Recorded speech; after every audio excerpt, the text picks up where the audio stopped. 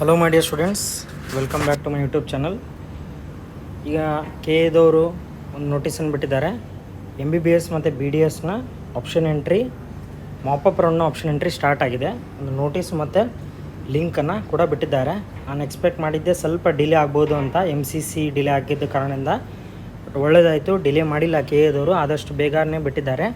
So ನೀವು ನೋಡ್ಬೋದು, from 12 PM on 7/10/2025 ಅಂದರೆ ಇವತ್ತಿಂದ 13/10/2025 ಮಟ್ಟ ಮಧ್ಯಾಹ್ನ 12 ಗಂಟೆ ಮಟ್ಟ ಆಪ್ಷನ್ ಎಂಟ್ರಿ ಸ್ಟಾರ್ಟ್ ಆಗಿರುತ್ತೆ ಅಂತ ಹೇಳಿದ್ದಾರೆ.